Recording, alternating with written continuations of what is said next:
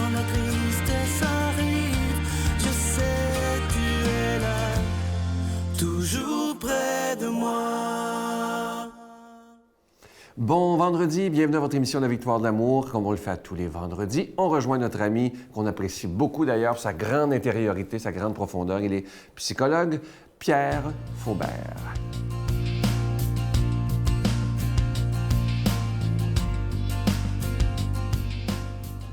Bonjour et j'espère que vous passez un bon hiver, qu'il ne fait pas trop froid et que vous pouvez au moins profiter du soleil parce qu'on sait que l'hiver quand même nous apporte du soleil et non pas juste du froid et de la slush. Je vais vous parler rapidement d'un type que j'ai rencontré, pas personnellement, mais j'ai été dans une conférence au Collège Dawson parce que durant la semaine du 15 septembre dernier, il y a eu une commémoration du 10e anniversaire triste, de la fusillade qu'il y a eu à Dawson. Et je peux vous dire que j'étais de près, parce que j'habite pas loin de là. Et je me souviens des élèves qui marchaient devant notre maison et puis qui avaient l'air vraiment des âmes perdues. J'avais l'impression de voir un film. En tout cas, ça c'est une autre histoire. Peut-être qu'on pourra en reparler, mais c'était vraiment, vraiment triste. Alors, dans une des conférences qui ont eu lieu cette semaine-là, eh bien, j'ai lu dans le journal qu'il y était pour avoir un monsieur, un docteur Abdenour Bidar, B-I-D-A-R, qui est un musulman, qui est un inspecteur français à l'Éducation nationale en France, donc un homme cultivé et musulman. Et quand j'ai lu dans le journal, là c'est la Gazette, un extrait, c'est ce qui m'a convaincu que j'étais pour aller à cette conférence. Et je peux vous dire qu'il y avait beaucoup de monde. Je traduis, c'est écrit en anglais, mais M. Bidar a dit ceci. La première chose qu'il nous faut, en commençant par nos enfants à un jeune âge, il dit, c'est d'ouvrir un espace pour la discussion, une discussion avec eux de nos valeurs communes. Hein? C'est quand la dernière fois que vous avez parlé de valeurs avec des jeunes? Bien, moi, j'ai eu l'occasion de le faire pendant 25 ans au Collège Stanislas. Et je peux vous dire que j'ai été enrichi. C'est pas moi qui leur ai donné beaucoup de choses. J'ai reçu beaucoup. Je regrette de ne pas avoir écrit tout ce que ces élèves m'ont dit. Mais les valeurs, les enfants ont des valeurs. Les enfants, les adolescents ont des valeurs. Et le problème, c'est qu'ils ne s'en rendent pas compte. Pourquoi? Parce qu'on ne leur donne pas la chance d'en parler. Les choses deviennent réelles pour nous lorsque nous les nommons. Il faut les nommer. Je vois que le temps avance. Bon. Il dit même, il faudrait s'adresser à eux avec des questions philosophiques. Oh my God, philosophique, c'est quoi cette affaire-là? C'est compliqué, c'est des gros mots, des grands mots, c'est pas de notre monde, la philosophie, c'est... Mais je peux vous dire que la philosophie, elle est très vivante. Et même, je dirais que la philosophie pourrait être pour nous une source de salut.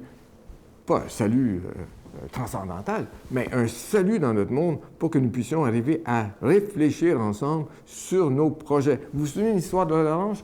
L'orange, 2 personnes voulaient une orange. Bien, nous voulons tous quelque chose. Nous voulons être heureux, mais avec des moyens différents. Alors, il ne faut pas juste tolérer les autres. Il faut les aimer. Il faut les aimer. Il faut les écouter. Il faut les accueillir. Je vous souhaite une bonne journée. Notre Père qui es aux cieux, que ton nom soit sanctifié, que ton règne vienne, que ta volonté soit faite sur la terre comme au ciel. Donne-nous aujourd'hui notre pain de ce jour. Pardonne-nous nos offenses comme nous pardonnons à ceux qui nous ont offensés. Ne nous laisse pas entrer en tentation, mais délivre-nous du mal, car c'est à toi qu'appartient le règne, la puissance et la gloire pour les siècles des siècles. Amen. La Victoire de l'amour vous invite à sa retraite spirituelle dans le centre du Québec les 19, 20 et 21 mai 2017 sous le thème « Libère-toi enfin de la culpabilité ». Venez vivre des moments de ressourcement inoubliables en compagnie de Sœur Angèle, du Père Yvon Sanson, Pierre Faubert, psychologue, le Dr Gaëtan Brouillard, Brigitte Bédard, Sylvain Charon, Miguel Padilla et la présence exceptionnelle de Franck Nicolas, conférencier reconnu mondialement. À l'hôtel et suite Le Dauphin à Drummondville. Réservé au 514-523-4433 ou sans frais au 1-888-811-92-91. Venez vivre une expérience de libération inoubliable pour être enfin libre.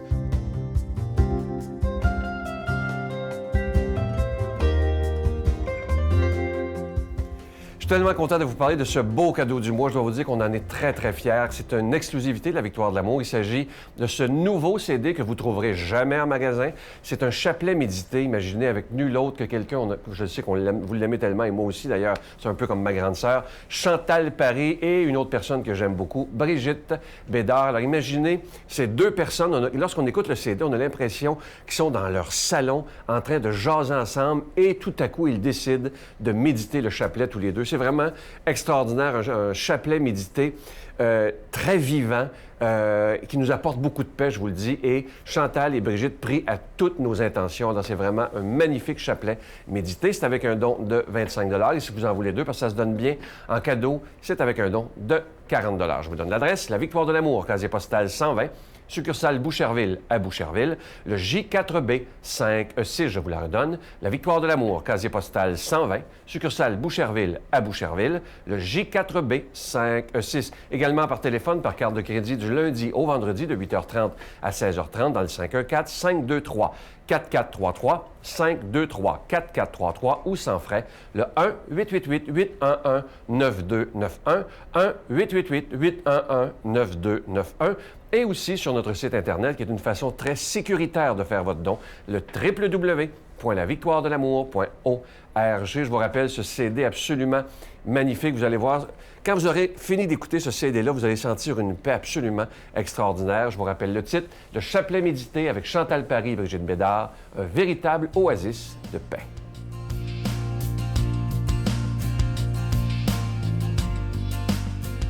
Mon Dieu, donnez-moi la sérénité d'accepter les choses que je ne peux changer, le courage de changer les choses que je peux et la sagesse d'en connaître la différence.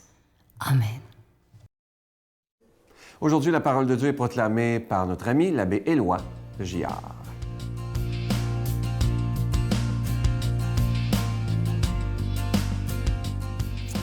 Bon matin, chers amis.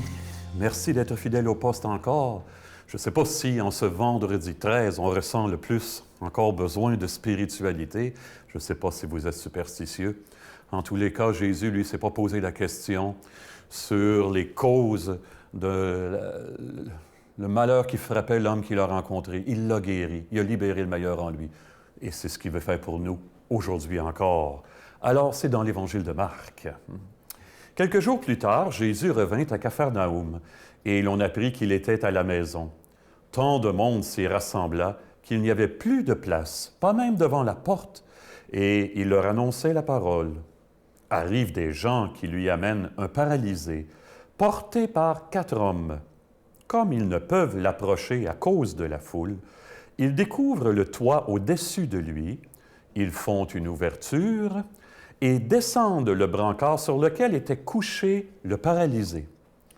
Voyant leur foi, Jésus dit au paralysé, « Mon enfant, tes péchés sont pardonnés. » Or, il y avait quelques scribes assis là qui raisonnaient en eux-mêmes. « Pourquoi celui-là parle-t-il ainsi? Il blasphème. Qui donc peut pardonner les péchés, sinon Dieu seul? » Percevant aussitôt dans son esprit les raisonnements qu'ils se faisaient, Jésus leur dit, « Pourquoi tenez-vous de tels raisonnements? Qu'est-ce qui est le plus facile? Dire à ce paralysé, tes péchés sont pardonnés, ou bien lui dire, lève-toi, prends ton brancard et marche?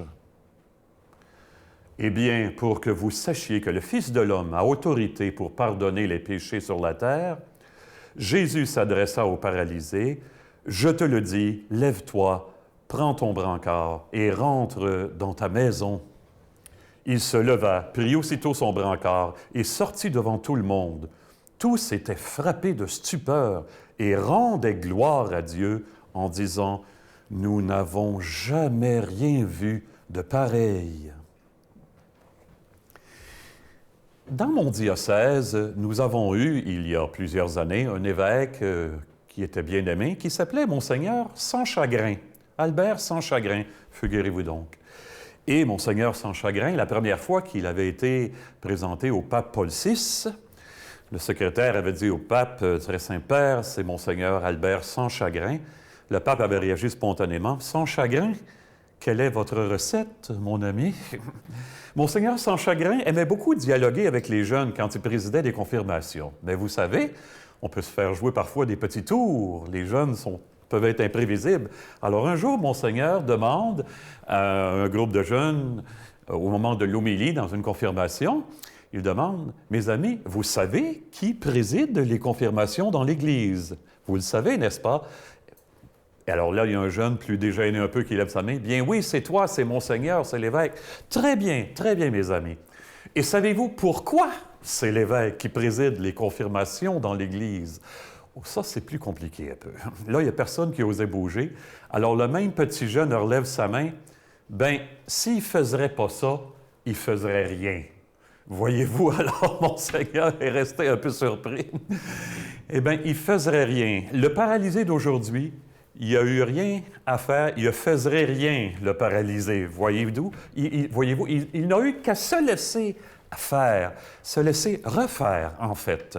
Je me souviens que j'ai eu, avec un bon ami que vous connaissez probablement tous et toutes, un homme bien connu, plein de qualités, très gentleman aussi. Il s'appelle Grégory Charles. Je me souviens que j'ai eu, avec Grégory, une discussion autour de ce texte-là parce qu'on l'avait eu dans un dimanche précédant notre rencontre. Et Grégory avait eu à commenter pour des petits chanteurs, lors d'une cérémonie, le texte. Et il avait dit, « J'espère qu'entre vous, quand il y en aura un ou l'autre, ou une ou l'autre qui se sentira moins bien, il y aura au moins 4 personnes pour l'aider à porter son mal et le présenter à l'amour, et l'amener à l'amour qui peut tout guérir.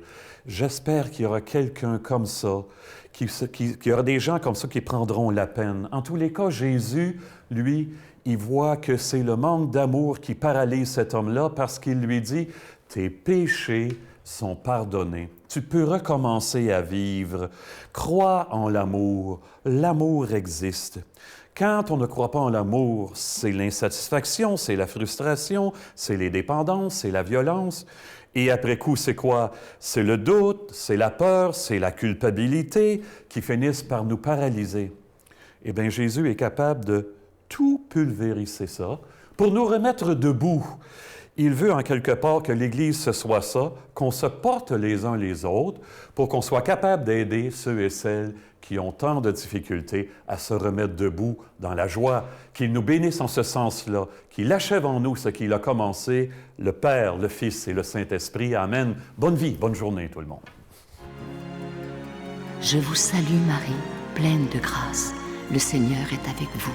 Vous êtes bénie entre toutes les femmes, et Jésus, le fruit de vos entrailles, est béni. Sainte Marie, Mère de Dieu, priez pour nous pauvres pécheurs, maintenant et à l'heure de notre mort. Amen.